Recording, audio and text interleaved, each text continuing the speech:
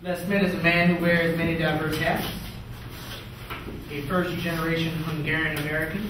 He was born in central New Jersey in 1960. His father was a graphic artist who studied classical portraiture. That's right, said that name. Under the famous Budapest artist. Lagos Markos, how do you pronounce that? I went to Budapest a couple of years ago. That's a great place. And he fascinated his son with his talent for combining abstractionism with realism. As a photographer, his photos depict the decay of urban landscapes in New Orleans and the Gulf South. Streets, warehouses, and abandoned lots are common scenes, but his focus also lies with the exploration of found objects. His presentation of the quotidian makes these scenes feel allegorical as he exposes reflections of humanity embedded within these man-made creations. He confronts the viewer with the reality that a part of us survives long after our bodily existence, whether we wish for that immortality or not. Les has also worked in the fitness field for 32 years. I started when I was 1. As of late, he has trained actress Jennifer Coolidge, as well as William Hurt for Yellow Handkerchief, and was instrumental in bringing Denzel Washington and Jean-Claude Van Damme to their gym. Last year, Les worked with Ben Foster for The Mechanic, which led him to be his weapons advisor for his role, as well as weapons technical advisor for current indie movie The Bridgewater Murders. Additionally, a worthy credit to his array of career hats is his work as an executive security detail to high-profile celebrities, which work in New Orleans and abroad. Notable among his clientele are John Travolta, Sandra Bullock, Ellen DeGeneres, Angelina Jolie, Brad Pitt, and a whole bunch of others.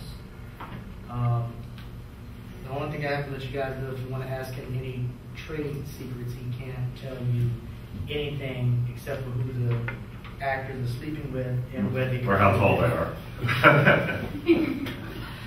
So let's welcome Les. Tell me what brought you to New Orleans. A girl. And I was telling Sonny earlier that UNO was my first stop. I was trying to finish my schooling here, but they unfortunately stopped my program, which was exercise physiology back then, which then I tried to go on the 2-lane, and they did the same thing. So it kind of kept me in the fitness field and kept on working that angle. So it made me work real quick instead of finish school. So my schooling is the schooling of hard knocks, and not like what all you find people are doing here. So yeah, in New Orleans was a girl that was an old girlfriend, and I kind of fell in love with the city like everybody does. I kind of figured it out pretty fast, and either really dig it or some people don't dig it. But I really love New Orleans. So. And what year was that when you came? That was about 19. Well, it's probably early 80s. Early 80s. A long time ago. 81, 82, I believe. What happened to the girl? You know, I don't know. We stayed in touch for a long time. It's funny, I was at a restaurant the other night and I ran into some of her relatives and we all kind of double-took, but we never talked to each other. I'm not sure what happened to her. Executive protection. What do you do? You know, what's the, you wake up in the morning, I got to guard somebody today. You wake up in the morning. This is what it is. This is a guy did this to me at the Starbucks on North Robertson and Pico, and I was working for NXS back then. I can name them. And this guy hears me talking to a girl, and the girl I knew, she went to school with Reggie Bush, and I think she did at Mount Minard a little bit, and she's a really great person, and she's like, oh, what are you doing tonight? I said, I have to work. We're doing something at the House of Blues on Sunset. It's like, well, what do you do exactly? I said, oh, I do security for a band. And I remember the guy standing next to me, and he did like that. And I kind of looked over at him, and I kind of turned my back, and I said, yeah, do you want to come to the show? He's thinking it's just a line that I'm using I knew the girl. I was hanging out with her. And he goes, and he just blurts out, you're a high-priced babysitter. And I went, that's right, that's exactly what I am. That's my answer, and I'm sticking to it. No, every client's different. Some people are very technical with what you have to do as far as... Give me A, B, C. A being the most amount of focus and work that you got to get done. B, somewhere in between. And C, this was, relatively a cakewalk. Yeah, I think without naming people, there are certain people that live here that we work with. Okay. You get a lot of people in town, which means you get a lot of paparazzi in town, which means in the old days, you got a lot of information, especially at certain people's houses, that certain things could happen. That takes a lot more work. And the hard thing is that you just can't go to your client and do this. Do we tell the president this or not? Sort of thing. Do you worry the family? So that gets a little bit tough when your client wants to be kind of left alone. I'm good. I'm going over here. Now, you have to learn after a while what that really means. It's not you can sit in front of the house with a car. That means you better kind of get an idea from some assistant or somebody inside the house. Luckily, some of my guys work in some of the houses now, so it's kind of an open, very transparent policy. Again, we're dealing with super, super big people that, with some not normal people following them the whole time. 40 or 50 paparazzi the whole time. New Orleans does not let people, the people that I work with, it's not clear sailing. Man, New Orleans leaves them alone. New Orleans doesn't see that. LA sees it all the time. New York sees it all the time. We don't see it. I've had good friends of mine pass by houses on their phone. I think the door's. Oh, hey, Les, I gotta go now. So they're stalking too, and that's not a problem. But you just don't know. We've been in bars when 20 minutes later there's 50 people. 40 minutes later there's 100 people. So who's making the phone calls? Well, if you want to leave that person alone, let them live in the city. Do it.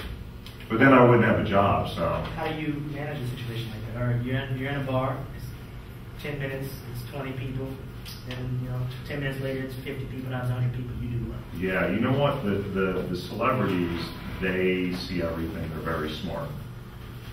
They see everything. They hear everything. They know what's going on. They know when you're goofing off.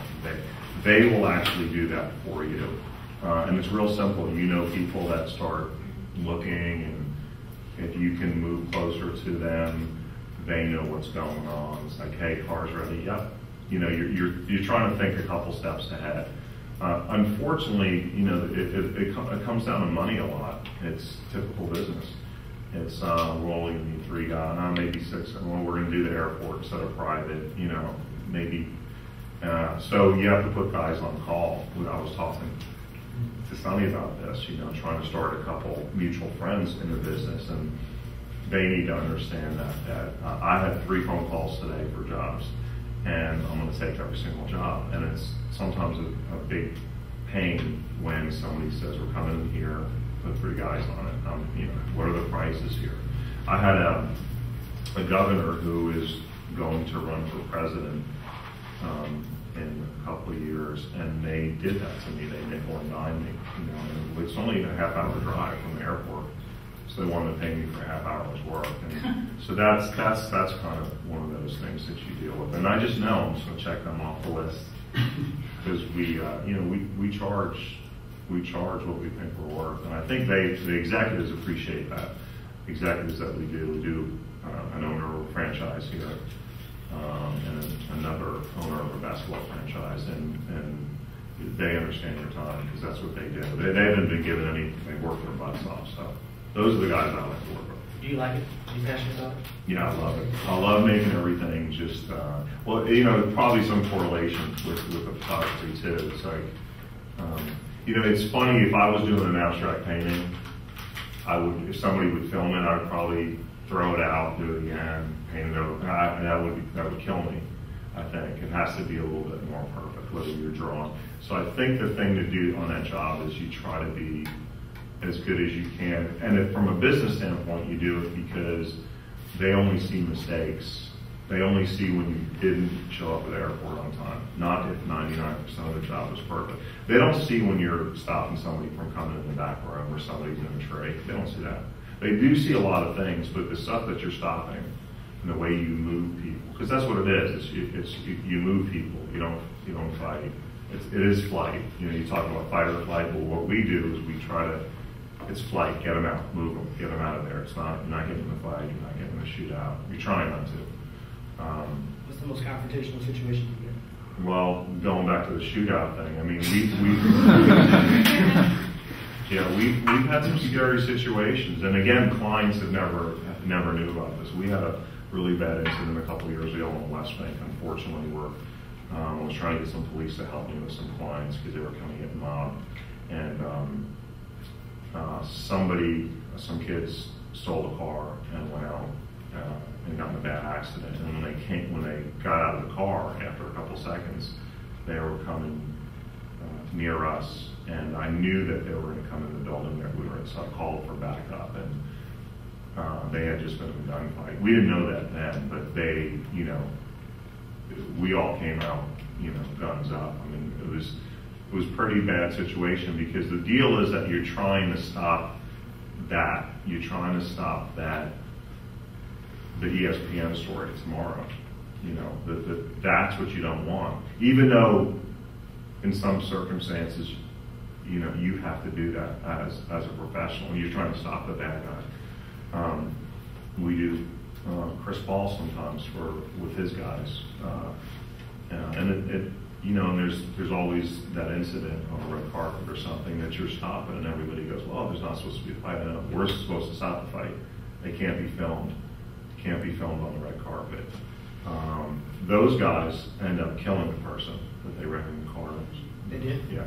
All 5 guys have manslaughter charges. They killed a woman. They stole a car and they were going to go shoot somebody. They told us they were going to go shoot someone else. And so we caught all of them, as our clients in the theater, and it was really, really, now they never knew. They never knew what happened. We just made sure they stayed in the theater and they did a couple other things before we got them home. But yeah, that's a bad situation. I mean, there's death threats all the time. And again, there's not enough capacity sometimes. Do we go to the FBI? Do we call some favors in? Which, there's packages always left. And listen, we do celebrities. I have friends of mine that do contract work, overseas work, and that's the scary stuff. It's ridiculous, but they love it. Their adrenaline junkies are very good at it. They like being told where their mission is. And I train with a very talented guy. His name is Greg Lappin. He owns a company called the Vada Group. I'm not plugging him. He's the guy that I try to get him to work on movies with me for gun stuff. It's like, I don't want to work on movie stuff. That's you. You do that. You go tell your stories. I'm going to do real stuff. So we think it's real what we do, but obviously it's more catering to your client, making sure they get places safely. It's not very fancy. Okay, someone in here is, urban planning student or English major. They're like, you know what? It sounds good. Executive protection. How do they get to it? You know what I do? I get it. I get a couple of them a week, and it's always a military guy who probably guarded the. His superior someplace, and I have the meetings with those guys. I think you have to be older to do it. You can't. Here's the deal. I was, maybe it's just me. I was a young guy bouncing, doing. You're an idiot. You're an idiot. Because you just don't understand. We had an incident. Stephanie probably knows this.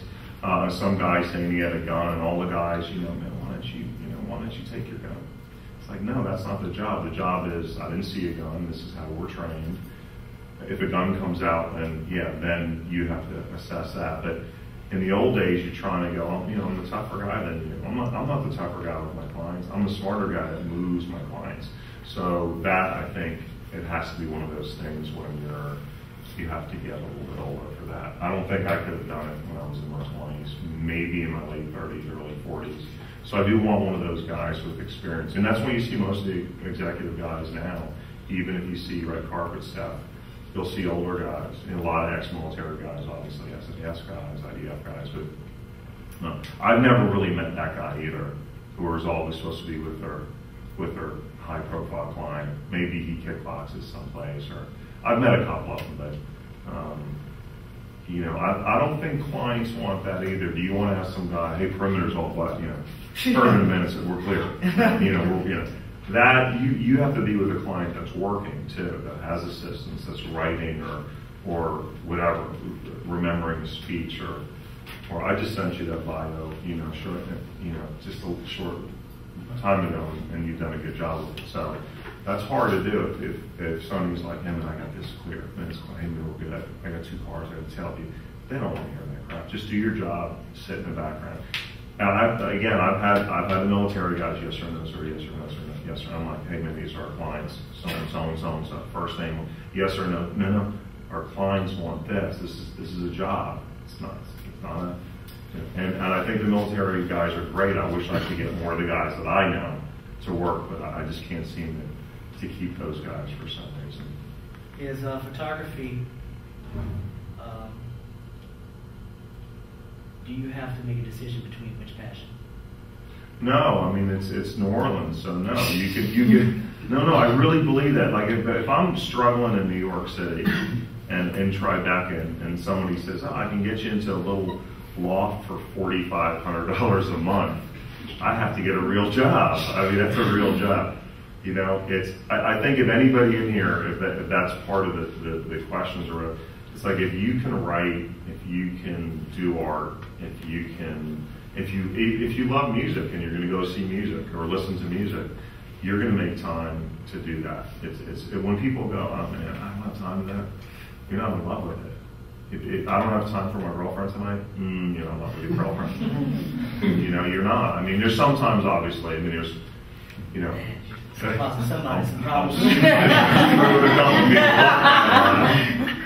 Yeah. Well, no, you know, there are. Some protection. Yeah. Hey, let's not talk. Hey, you guys hitting each other with bats right now? No, well, you know, there are circumstances that really is real. But no, I don't think it's one of those things. A guy asked me that after the storm. You know, I could have gone to Bro Bridge. A lot of people were doing Lafayette and some of those little towns, and a lot of artists were going there. And I actually looked for a place, and I wanted to put a dark room up.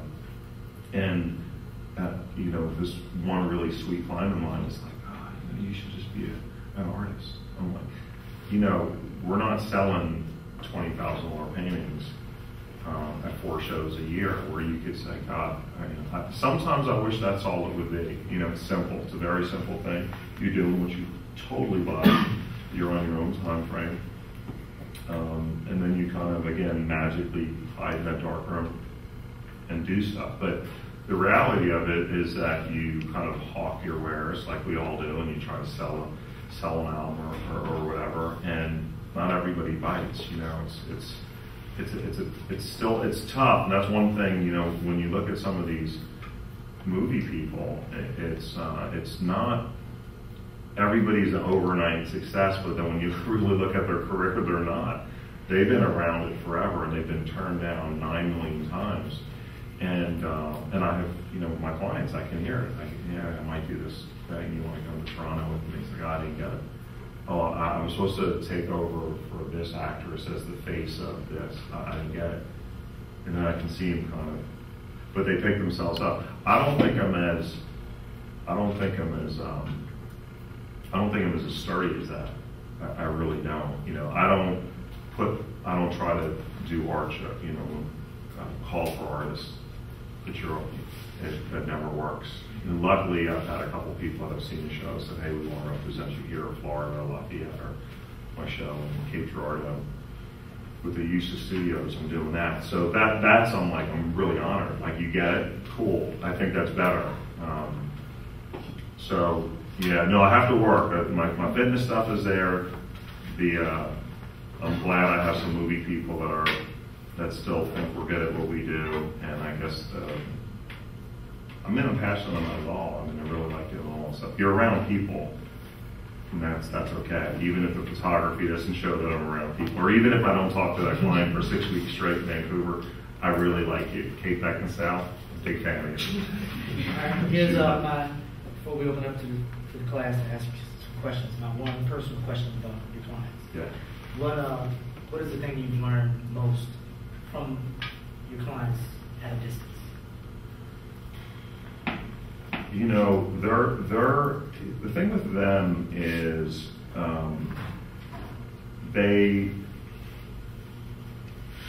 they're way smarter than you think they are. You think that it's just a pretty face. It's not. I never believed that anyway. I mean, you can't when you're doing business and things like that. I think they're passionate about a lot of things. I think the thing that happens, though, in today's modern age is that you get burned and you get misrepresented. And it's funny, there are a couple people that I have that are very, very big that people in here know that we do security for. And they can come to the front door with their shoes off and hang out with you. And I'm like, I'm kind of shocked with. And it's really refreshing. But I think it's one of those things where there's a lot of people in their lives who are trying to balance so many things that I don't blame them for not being more personal with us. I actually, at times, like it makes me do my job. I don't have to go, God, am I going to make somebody mad right here? Am I just another problem for today? And that's kind of what you're doing, too. So I hope I kind of answered your question there. I think they see everything. They're very smart. They have to be. I've never been around, believe it or not, a dumb actor or actress. They're all very, very smart. They have a lot of things going on. And if you kind of go in their house, you see that. You see art collections and photography and beautiful books. And it's not just for show. It's not only cars and motorcycles and planes and you know, Tom Ford or Rag and Bone. Or it's not that. It really isn't. There's a lot of stuff to them. And I think if I can just add this to it, I think what happens is that they may figure out that you might be like that too. You know, and I think that's why when I look at some people with security who, and it's just business-wise, it's not a personal thing. I'm like, I don't think that guy is very good at what he does. It probably fits that person somehow. I think somehow that maybe these guys do background checks. Maybe they do Google stuff. They probably see things, or you have to fit that mold when you're going in with plane and 2 or 3 vehicles, and it's part of maybe the game. So I'm okay with that as long as I'm getting the job. So maybe when I was younger, it would be kind of a weird thing, but I think now it's like, hey, we're making somebody happy and we fit in somehow. That's what it is. Okay, we do a post questionnaire. Okay. Where I ask you a couple questions and you tell me the first thing. Oh, don't do that. Done. All right. Second one, margarita. Not that order. That's okay. Driving to do that. All right, you ready? How long do I have to? How long does it take? It's got to be immediate. I asked you I might the first be. thing, it doesn't matter. Hey, can you click that thing? Absolutely. You're going to do fine. Well, I believe it. This stuff is not what I'm good You're going to be at. fine. You turn the plane around. How you do? All right, you ready? Yes. What's your favorite word?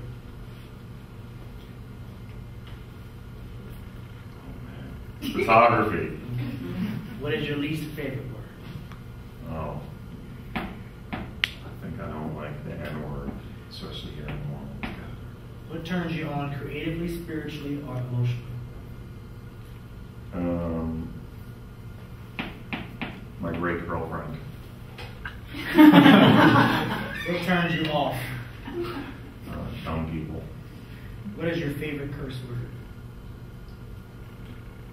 The F word, I believe I like using. Can I say that? Yes. Fuck. It has to be 2 syllables. Like that. Fuck. What sound or noise do you love? I think I like my girlfriend sighing on my chest. I want to meet this thing.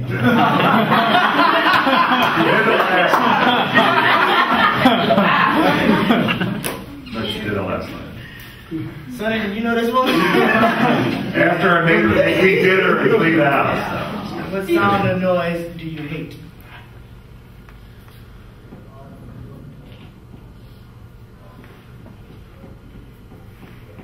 I think a tire going flat. I hate that. I hate that. I have to admit to it. What profession other than your own would you like to attempt? I would love to be an architect. what profession would you like not to do? And this is no offense to the military guys. I had the opportunity to do that. I didn't do it. Those guys are badasses, man. That's I couldn't do that. If heaven exists, what would you like to hear God say when you arrive at the pearly gates? I think he would just laugh. It would be. That's it. Like, come on, man. And I probably would go, fuck. That's probably what it would be. Yeah. Questions? Make them simple. Yes, ma'am. Okay, I have a question. I thought after hearing the way you described that you take pictures and how there are elements to it you don't even realize until much later, Yeah. It seems like the personal security and the photography are kind of the same, because in both you're relying on instinctively noticing small details. I think you're right, and I didn't want to draw that parallel, but I think there's something there. I know when we were little kids, there were certain things that happened that probably make us do whatever we did, right? So, and those little things, without getting into detail, they were always kind of in the forefront, and I always would see that. And it's amazing, we know that with, you're at a stoplight and there's a car wreck and you saw it, right? And then police come and somehow the situation changes. It's happened to me personally where in my neighborhood when I lived in a warehouse district, there were a couple little things that crime, and I'm like, man, I'm not gonna let you get away with that. So I would follow the guy, and the next thing I know, the cops are picking me up. Luckily we all know each other, and I'm like, hey, that's the person. So yeah, I think you have to be a lot more definite on the security thing. The photographs are there, but I think it takes some of the magic out. I mean, if you sit there and go, okay, I'm going to do this and have all these elements in it. I have a picture of a going toward the lower ninth of a water tower that has that spray painted Louis Armstrong on it. It's really good. So I got on the bridge, and I wasn't supposed to get on the bridge, but I shot it, and I really just wanted I saw the Louis Armstrong thing, and I saw it was a storm coming in, so I thought it would be pretty, and I kept it as a color photograph. But there's all these other little things in there that I kept on trying to edit it, because I'm always editing it, get all the mess out of there, and I just said, no, I'm going to keep the church in the background, which is probably back on Franklin Street, or I'm not sure what street it is, but the way the aluminum, the tin roof matched in different areas. Sometimes it's just simple. All you're trying to do, it's like if you're trying to play a guitar, and not to be offensive, I play guitar and I'm a horrible musician. I'm not a musician. But sometimes if you just kind of get your finger in the way, so it's a note, right? So if I'm sitting there strumming, and so sometimes with you have a square format or whatever you're shooting with your camera, you're kind of just moving it someplace. So sometimes that's good, sometimes that's bad. So it's not that you're looking at all this. You do, but you have to go, I'm going to shoot her shoes. So you have to kind of get that in the way. And I don't know if that's, it's not simple sometimes, because you have a format that doesn't work sometimes, whether you're shooting square format in cameras or 6x9 or 8x10. It just depends on. So you're always. And then you go, oh, why didn't I bring the other camera? Why didn't I bring the other lens? But yeah, that stuff is there. Maybe it's just simpler for me. It's simpler after the fact to go, oh yeah, that was kind of cool. Because everybody points that out afterwards. I think it's a very simple photograph. I think I like the simplicity in what I shoot. But then there's other things in there that I guess somehow work. Next question. Thanks for the question. Sorry for the long answer. Sonny. Yes. What was your role in high school? What did you do? What was your personality? Oh, you mean was the nerd jock guy? Yes. Yeah. I guess I was. I played 3 or 4 sports in high school, and we moved from New Jersey to Florida. So in the beginning, we were kind of the outsiders. I had really long hair, even though everybody in Florida back then. If you watch Dazed and Confused, which I watched the other night with Matthew McConaughey. That's like our whole deal right there. That is so similar to, even though the athletes, the guys that played the athletes back then, like we really loved our coaches. our coaches were the great. I idolized every single one of my coaches. One guy played the ABA for the Kentucky Colonels. One guy quarterback for Purdue, I think. So those guys are like fantastic guys. And my other thing is just that I just never got into the drug thing back then. You know, we lived in Florida. You would think that you would. I had to kind of at times look after my brother and my sister. Maybe that's why I do security. And my mom would say, I think your brother's dabbling in pills. You know, I'm like, well, let me go beat Rob's butt right now. So I felt like I had to do that. And I couldn't be a hypocrite. You know, and I was afraid of stuff. It was just, you know, but I think I was that guy, you know, the guy that played sports, I think, you know. Next question. Yes. No. Working in security, do you have to be on high alert all the time, or do you think that with planning you can finally like take a breath? No, it's a very weird thing because right now, like for example, if something bad happened in the school and there was, you know, the alarm goes off, it's something bigger.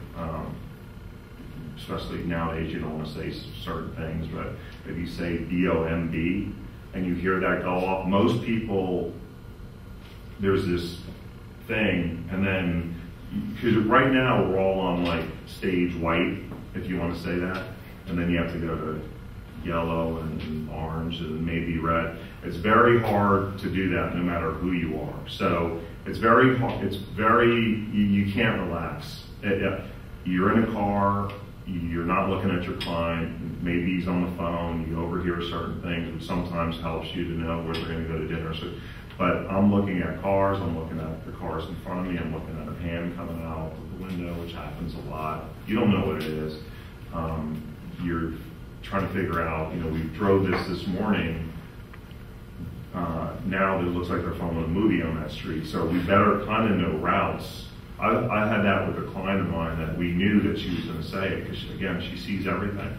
And they're filming The Expendables, and it's on in the warehouse district, and we're trying to go to the Windsor Court Hotel. And the guy with her says, you know, you're not going to be able to do that. I'm like, I can sit here for 2 hours worth of filming, or I can go around. We already drove it. She said, well, why don't we go this way? Why are we? So I go around and said, that's going to be 20 seconds. No, we should have just gone down that street. So that is, we planned it, but at the same time, it's very hard to do that. You kind of have to know. And you have to kind of keep yourself that way, because like I said, just human nature, it's very hard to, it happens. You think you're a tough guy, you're walking down the alley and your girlfriend flicks you and you go, ah! Because you're not in that thing. So, wait, you're somebody's bodyguard? Really? And you just scream because a cockroach went down your shirt? Yeah. That's, you have to make yourself go up a little bit. Yes? I know you. I see you around sometimes. What's up? When did you realize you were in love with New Orleans?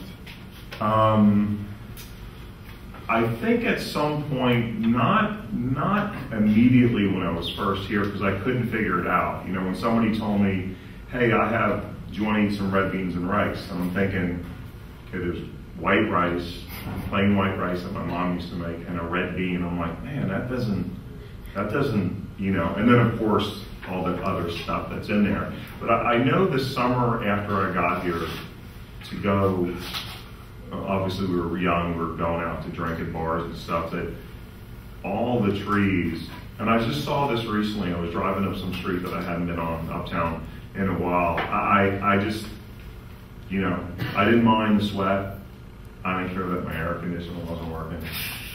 I really did. You know, it's like, man, I can never cool down there. I was living in Daytona Beach, so you're in New Orleans and it's 98 degrees, and you're sitting there and like, let me let the car run and get the AC in. But I remember this one point hanging out with all these different people from all over, a lot of Northeastern guys, a lot of people from here, and we were bar hopping, you know, and it was like Benny's Bar back in the day, and where James Rivers used to play.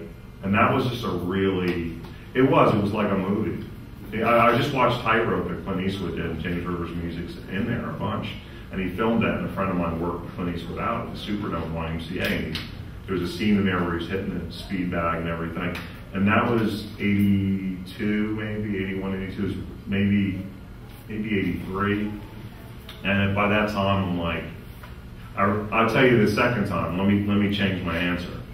I'm up up in New Jersey for Christmas with all my relatives, and it's Christmas Eve, and we're at my mom's, and she's like, so what do you guys want to do right now, you guys, right? And I go, well, if y'all want to do this, and I'm like, did you hear it? And I'm like, and I go, what are y'all crazy? There it was again. That's when I fell in the world. You know, fell in love with the world. Y'all, yeah. That was, because I couldn't say in the beginning. I was trying to be cool. Okay. Next question. Yes, sir. Yes, sir. Who's your favorite photographer? I think Edward Weston or Paul Strand are my favorite guys. Edward Weston did the seashells and all the seashells that were really famous, and the, not that I shoot any of that stuff, but peppers that looked like humans embracing. But he had these beautiful pictures that he made. I can't remember where they were made now. He was a contemporary with Ansel Adams. They both shot big 8x10 cameras. They shot a lot of different things. But Edward, if you go to see a show of his any place now, and I got to see a show in Atlanta at the High Museum, he did an 8x10 negative with a big field camera. And so the negatives here were, 35 millimeters, 1.5 inches by 1 inch. I shoot 2.25 square. So anyway, he had a big 8x10, but where Ansel Adams would make a 16x20 print, Edward Weston did contact prints. That's all he made was 8x10s. And he figured that all that information got in there somehow, which if you look at his prints, Diego Rivera, the painter, got a picture from Edward Weston of a toilet bowl. He was shooting a bunch of toilets in, I think, Santa Fe, and he came back and said it's the most beautiful thing he's ever seen. So I have a picture of a toilet bowl after Katrina, so I thought it was pretty cool too. So those are my two guys, Paul Strand and Edward Weston. And David Halliday, the local guy, he's fantastic. He does the stuff in the boxes. That's one of the things, yeah. It's an Italian cookie box, and he sticks his Mamiya big camera. If you see these photographs, they're incredible. They're sepia tone, silver gelatin prints. He has this old Italian box that's open, so he can put his camera all the way in. And there's a little light, I guess another little hole there. And he'll just, David is the master of still lifes. He's fantastic. And you talk about creating some perfect spatial, when David probably isn't that perfect spatial person, disheveled hair, his house all over the place, even though it's a beautiful house, but he makes these unbelievable. He goes around the corner, grabs, so he'll put an octopus in a silver, pewter or cherries in there, and they're, but his portraits of people are amazing. Has he shot you, David Howell? They look like drawings. They're amazing on charcoal paper. He shot a lot after the storm, just people that were helping out on the night board. Take a big brown background, just a big rug or something, and stick in there with perfect light. He's an amazing, very generous person. Let me borrow a lot of cameras, showed me how to get in the dark room for about an hour. Then he just goes, you do it. So he's really good at that. He was generous, and he's like, I'm not going to tell you how to print, but this is kind of the general idea. You can use my darkroom whenever. So he's very kind to me, as a lot of people have. I think he needs some help. Next question. Which favorite camera do you use? You know what? I'm shooting a lot of digital now. So I just bought a D7000 Nikon, which is like a 16 megapixel camera. Really beautiful electronics in it, as good as their D3X, which is their $8,000 camera. The only problem with some of the cameras that are kind of middle ground is that the sensors, it's not a full frame sensor, which you need. The nice thing about the Nikon is that I have other lenses that work with it, even film camera lenses. So there's good and bad with all that stuff, I think, though. Any people that said digital and it shoots kind of, even though you get a soft image, the way it works, there's also kind of this harshness to digital, I think, where when you get I have a Bronica Zenton, like a Hasselblad, a square format, big box camera. You look in it, you see it's the most beautiful thing you've ever seen. I can't buy film for it. I can not the film that I used to shoot. So, but then you get this really creamy image. It's like beautiful. There's no pixels. It's grain, and It's a big difference. But here's the deal. Art's art. So if a guy is painting with whatever, motor oil. I have a pretty famous piece by a guy that did motor oil, painting with motor oil and, you know, different inks. It's unbelievable. Now, back in the day, if you didn't have certain paints and certain canvas, you know, so it's all valid. It's all about graffiti now, as we see all over the city. And Swoon just did a big show at, I don't know if anybody went to that. Okay, so it's amazing stuff. And then you see stuff all over the place. Then you have the guy, the Gray Ghost, who's painting over everything, and there's famous Banksy graffiti pieces now that people are putting plexiglass on it. So whatever that's about, I'm not sure why they're doing graffiti. I thought about it when I was young, but I wanted to mess with people. Maybe that's what they were doing in the beginning too, until they found what they were looking for. I don't know. Again, I'm not the brightest guy, obviously. You know, I'm a New Jersey guy that just happens to like photography, and I get to do a couple other things, but that stuff's in there in all those people. So same thing with the cameras. There's tons of shows now that are on just people using their BlackBerry or their iPhone, photograph shows, photography shows. I have a glitch in one of my phones, this phone right now, and I can show you, it's making these amazing abstract. I'll take a picture of Urban, and it turns like a flag. It's amazing, all different colors, and I've printed those as big as this. And when you go up, when you're far away, it looks like a painting. When you get up close, it's all these artifacts and pixels and lines. They're amazing. There's like, I have 100 of them now, and I want to do a show like that, but I've shown them to some galleries, and I'm like, yeah, that's kind of cool, but you know, it's a glitch. So I'm like, yeah, well, it's kind of beautiful, you know. Glitches are nice sometimes, you know. Run into a girl in a coffee shop, that's kind of a glitch. That wasn't supposed to happen. I've run into my girlfriend at a coffee shop. Last question. Yes, sir. Have you ever thought, like you're talking about Annie Leibovitz, like she would take pictures of the Rolling Stones, and she'd get all these good pictures of them just because she had special access that no one else had, like backstage and all that. Now you kind of have this special access with a lot of people, but you're never going to consider mixing material. No, you know, that's a really, when we did Curious Case of Benjamin Button here, I lived with Kate Blanchett during that time. Kate's great, her kids are great.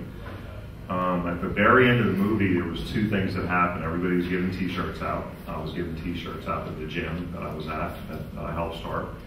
And the second thing is, well, that was the first thing. I remember Kate saying, "Les, why don't you tell me about your fucking gym?" And I'm like, because I'm your security guy. I'm not here to promote the gym, which annoyed her, which I should have.